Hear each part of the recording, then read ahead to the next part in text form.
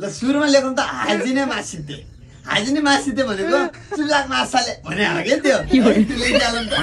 अब त्यसपछि आयो कुन बानमा भनेको त्यो तपाईँको अन्त को हो हिरो भने हो क्या त्यो है। अब कुनी छियो भनेको नेपालीमा को होस् त चिन्दिनँ म भने त्यो लेखिहालौँ त नानीहरू। ल अब अर्को लेखौँ त तोइरे भनेको चाहिँ भान्साकोठा है, यो लेखिहालौँ। अनि अर्को लेखिहालौँ निहाङ्गो भनेपछि रिस नगोटा हानिदिन्छु भने त्यो लेखौँ त।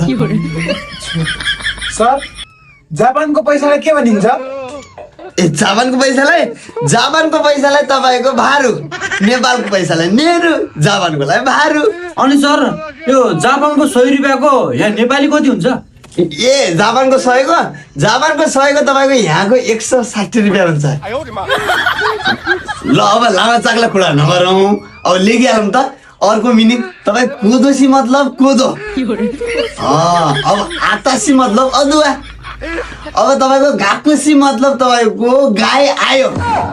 सर खान्जी पनि लेखाइदिनु न अलिअलि, त्यहाँ चाहिन्छ अरे कि जापानमा। ए खान्जी त तपाईँको धेरै सजिलो नि, तपाईँलाई यो हिरोसिमा र नागासाकी गाह्रो हो, यो खान्जी त तपाईँको धेरै सजिलो। ल लेखिहालौँ त त्यसो भए। ओहायो इल्लायो भनेको ओहो छोरो त ठुलो भएछ भने त्यो लेखिहालौँ त।